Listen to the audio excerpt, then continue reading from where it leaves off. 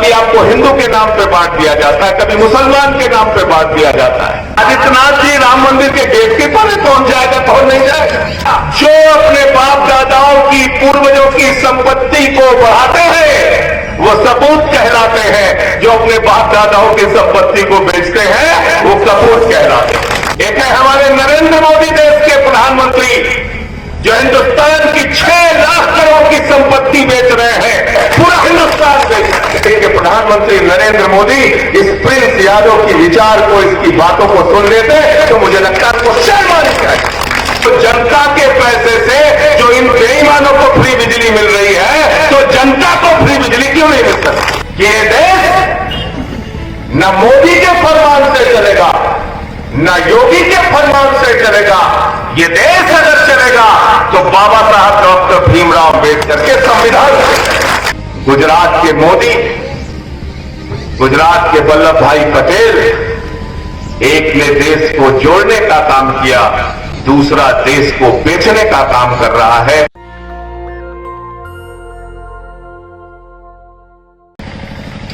और सबने इस बात पे जोर दिया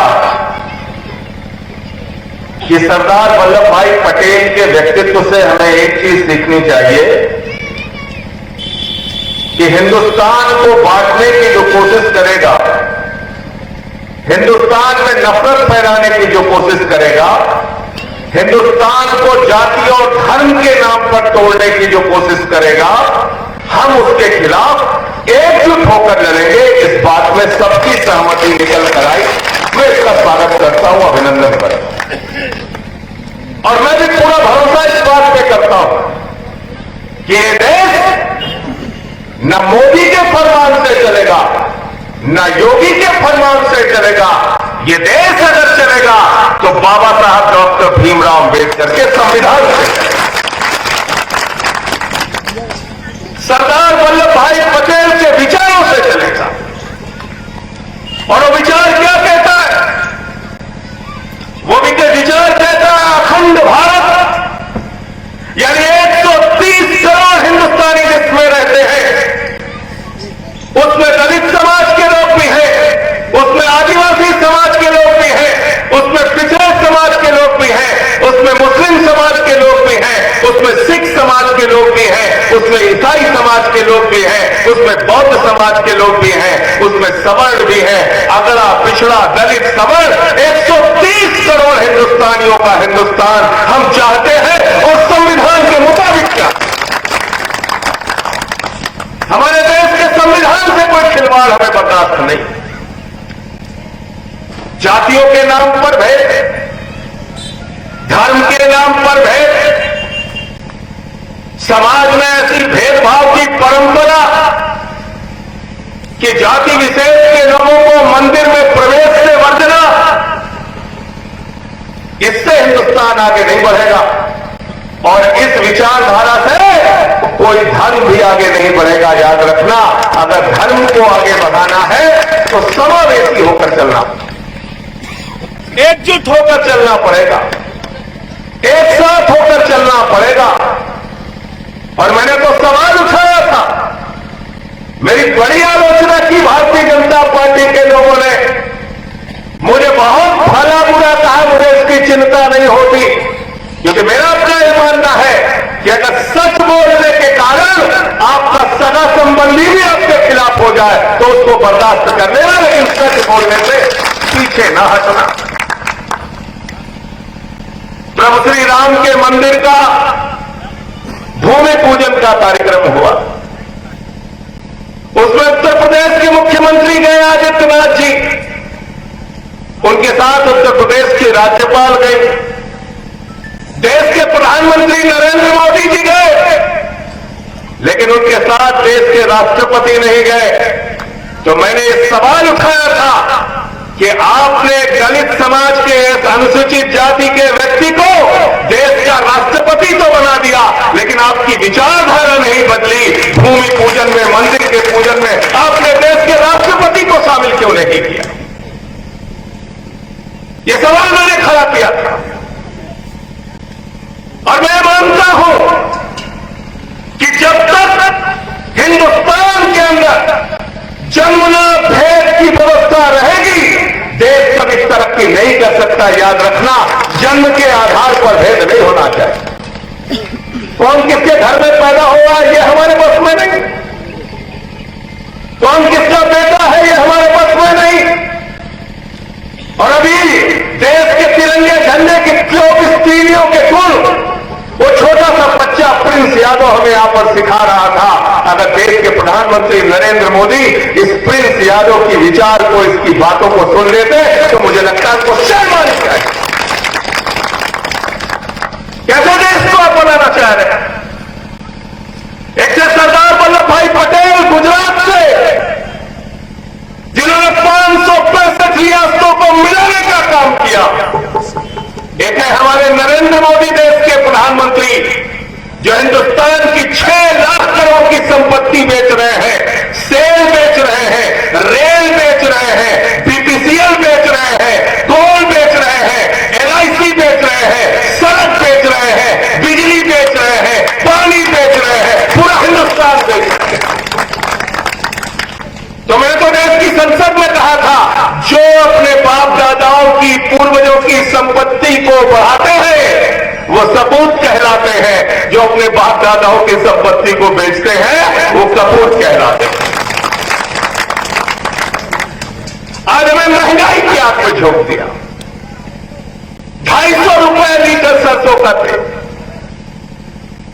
100 रुपए के पार हो गया था पेट्रोल, 112 डीजल 100 रुपए के पार हो गया था। लेकिन एक बात हिंदुस्तान के लोकतंत्र की ताकत ने बताया, एक बात बाबा साहब के संविधान ने बताया कि वोट देने का अधिकार सबको है, और अगर भारतीय जनता पार्टी से महंगाई कम करानी है तो इनकी जमानतें जब्त कराते इनको वापस दे। गलत तो नहीं कह रहा हूं, गलत तो नहीं कह रहा हूं नाथुराम। एक बार हिमाचल में जमानत जब्त हुई, तुरंत 10 रुपए लीटर पेट्रोल कम कर दिया, 5 रुपए लीटर डीजल कम कर दिया, दिमाग ठिकाने आ गया। तो ये वोट का अधिकार किसने दिया? ये वोट का अधिकार हमें बाबा साहब के संविधान ने दिया है। आप इस मुल्क के मालिक हो, आप जिसको चाहते हो अपने उंगली के इशारे से देश का प्रधानमंत्री बनाते हो, आप जिसको चाहते हो प्रधानमंत्री की कुर्सी से खींचकर उसको जमीन पर लाते हो। ये ताकत है आपके उंगली के इशारे में। लेकिन आप अपनी उस उंगली के ताकत को पहचानोगे कब? इसमें थोड़ा समय लग रहा है। कभी आपको हिंदू के नाम पे बांट दिया जाता है, कभी मुसलमान के नाम पे बांट दिया जाता है। आपको, हम लोग क्या कहावत है, उदी में कहें लकड़ सुंघा से सावधान रहा भैया।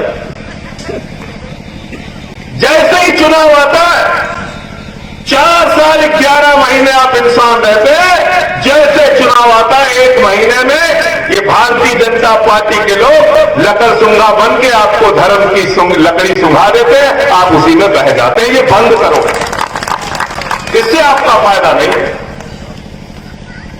आपने चुना है दिल्ली में केजरीवाल जी की सरकार, जाकर देखिए,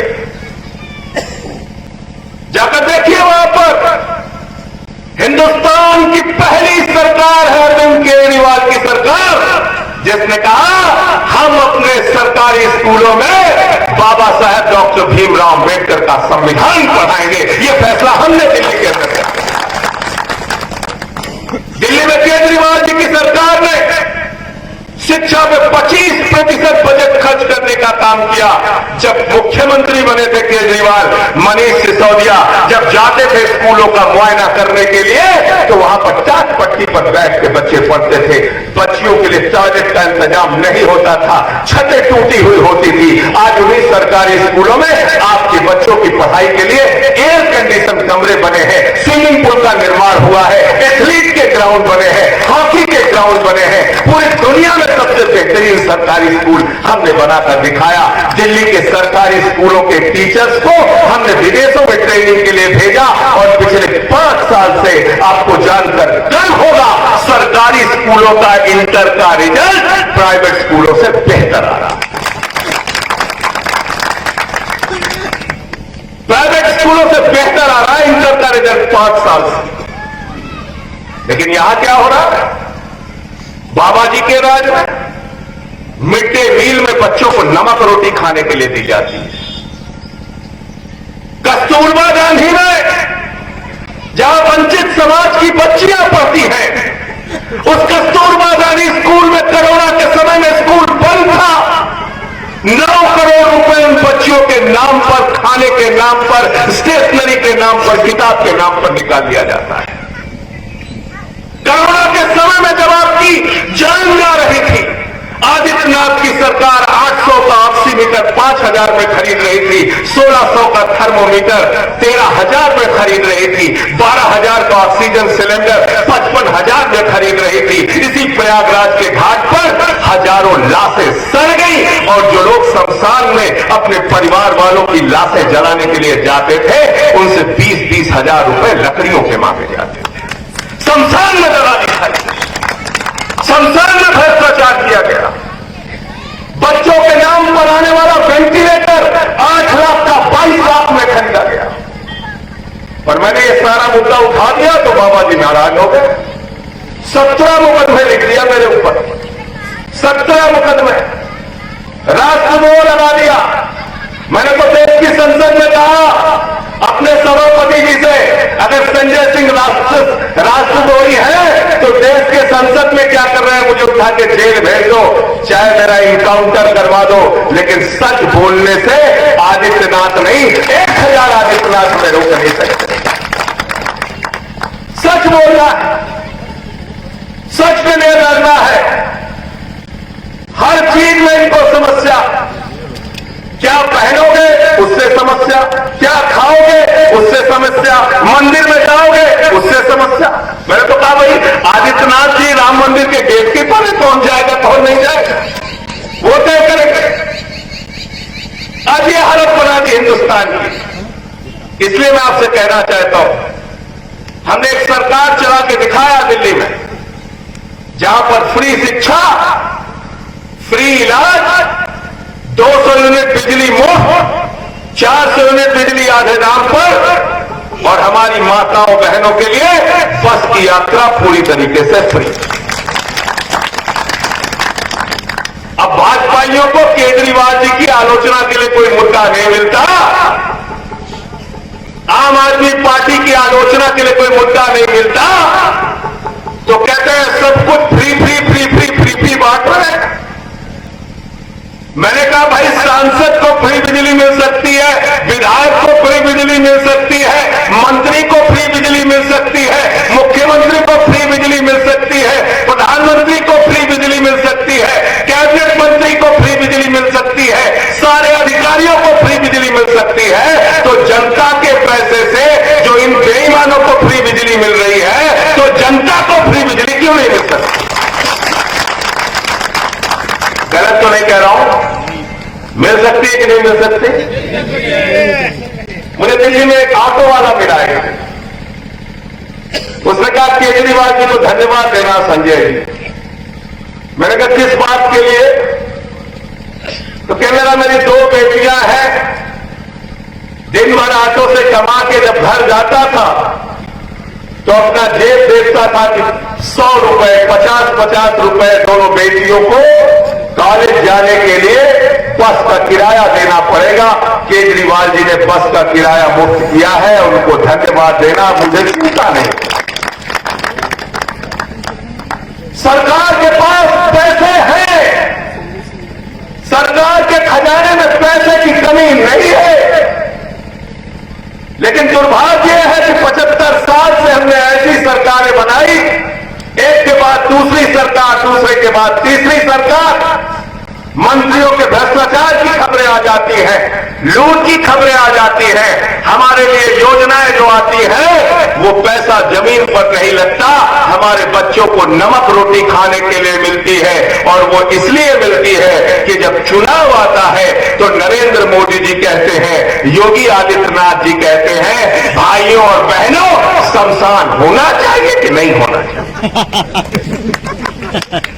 कहते हैं कि नहीं कहते हैं? कहते हैं ना, कहते हैं। जो नेता मनहूसियत की बात करे, गांव गांव में शमशान बनाने की बात करे, तो याद रखना, ऐसी विचारधारा को अगर सत्ता पे पहुंचाओगे तो इन बेईमानों ने कोरोना की महामारी में गांव-गांव में शमशान बना दिया। इनसे सावधान हो जाना, ये लोग गांव-गांव में शमशान बनाने वाले हैं। और हम आपसे कहना चाहते हैं, उस पार्टी के साथ आइए, उस विचारधारा के साथ आइए जो आपके लिए स्कूल बनाए, अस्पताल बनाए, सड़कें बनाए, आपको बिजली दे, आपको पानी दे, आपके जीवन में व्यवस्था दे, सुविधाएं दे। ऐसी विचारधारा के साथ जुड़िए। बाबा साहब डॉक्टर भीमराव अंबेडकर के संविधान में जिनका यकीन हो, ऐसी विचारधारा के साथ जुड़िए। ये शमशान बनाने वाली विचारधारा से हमारा आपका फायदा होने वाला नहीं। आज सरदार वल्लभ भाई पटेल की प्रतिमा का अनावरण इस गांव में हुआ। इस अनावरण के कार्यक्रम के बाद हम लोग चले जाएंगे, लेकिन जब अभी इंद्रजीत सिंह जी बोल रहे थे तो इनका बड़ा अध्ययन भी है, इन्होंने काफी भ्रमण भी किया है। सरदार वल्लभ भाई पटेल की प्रतिमा का अनावरण करके उस पर माला पहनाने मात्र से काम नहीं चलेगा। हमको आपको उनके विचारों को अपने जीवन में उतारना है, उनके आदर्शों पे चलना है, तब हमारी सच्ची श्रद्धांजलि सरदार वल्लभ भाई पटेल के प्रति होगी। गुजरात के मोदी, गुजरात के वल्लभ भाई पटेल, एक ने देश को जोड़ने का काम किया, दूसरा देश को बेचने का काम कर रहा है। फैसला आपको करना है, किसके साथ आपको जाना है। बहुत बहुत शुक्रिया। नेशनल दस्तक की आपसे गुजारिश है कि अगर इसको बचाना चाहते हैं तो नेशनल दस्तक को सब्सक्राइब करने के लिए रेड कलर के सब्सक्राइब बटन को दबाएं, फिर बेल आइकन की घंटी दबाएं। नेशनल दस्तक को बचाने के लिए बहुत जरूरी है कि हर खबर को शेयर करें, लाइक करें, कमेंट जरूर करें।